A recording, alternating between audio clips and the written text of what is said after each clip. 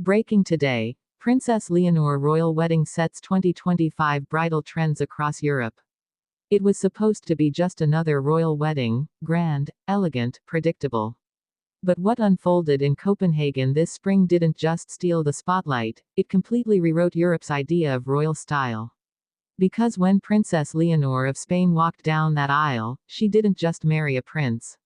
She set the tone for every bride in 2025. Spain couldn't stop watching. Fashion houses couldn't stop sketching.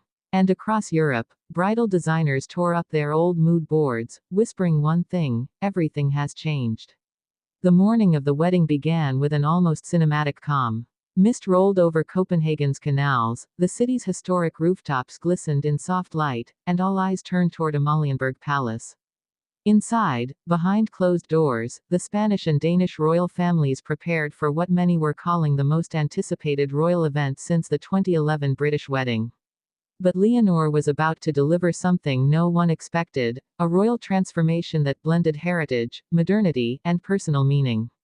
Her gown, designed by Spanish couture legend Alejandro Gomez, wasn't just beautiful, it was symbolic. The silhouette drew inspiration from Spain's royal archives but added a daring, almost architectural twist. The bodice was hand-embroidered with gold thread, echoing motifs from Queen Isabella's 15th-century crest. Yet, the fabric, a sustainable silk blend, was entirely modern, representing the young princess's commitment to environmental consciousness and contemporary elegance. For weeks, rumors had circulated about what Leonor would wear. Would she go traditional like her mother, Queen Letizia, or modern like her Danish in-laws? The answer was both, and neither. She had crafted something entirely her own. When the palace doors opened and Leonor stepped out, the collective gasp was almost audible across Europe. The gown shimmered softly, not in excess, but in confidence. The cathedral-length veil, delicately embroidered with symbols from both Spain and Denmark, floated like morning mist behind her. Cameras captured every second, every step, and within minutes, social media erupted. On Instagram, Leonor Look trended globally. Pinterest boards filled with her silhouette. Fashion critics declared her style the rebirth of royal grace. And yet, what set Leonor apart wasn't just the gown. It was her aura, the poise of a woman who understood that she wasn't merely walking toward her groom. She was walking into history. Prince Christian, standing at the altar, couldn't hide his admiration. His tailored Danish uniform, refined yet understated, perfectly contrasted Leonor's luminous presence. When their eyes met, it wasn't the grandeur of royalty that held attention, it was a quiet authenticity that resonated far beyond the cathedral walls. Then, something remarkable happened. The vows, spoken in both Spanish and Danish, broke a century of tradition. Each language mirrored respect, love, and cultural unity. That bilingual moment became one of the most replayed clips of the event, symbolizing how Europe, divided by borders, still finds unity in moments of love and shared humanity.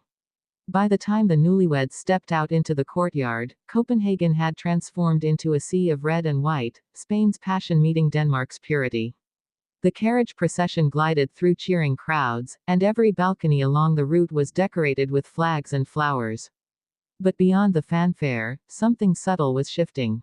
In bridal ateliers across Europe, designers were already sketching new collections inspired by what they'd just witnessed: Leonor's timeless simplicity, her understated strength, and her deliberate balance between heritage and innovation. Italian couturiers called it regal minimalism. Parisian designers dubbed it the Leonor effect.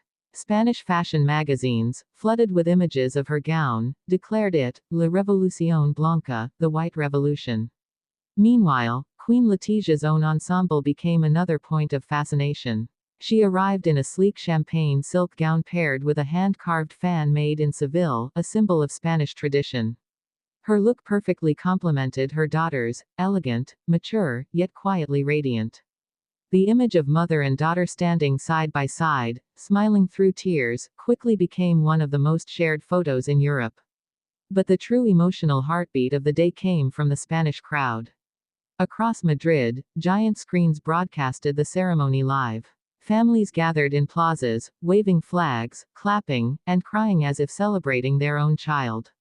In every corner of Spain, it felt personal, their future queen representing not just monarchy, but a generation redefining what leadership and love look like. Then came the reception, a glittering affair hosted inside Christiansborg Palace. The decor mixed Spanish warmth with Danish design precision, olive branches intertwined with white tulips, golden table runners embroidered with both royal crests. But the focus wasn't on luxury, it was on storytelling. Each table represented a theme: unity, heritage, friendship, renewal. Guests marveled at how deeply personalized the celebration was.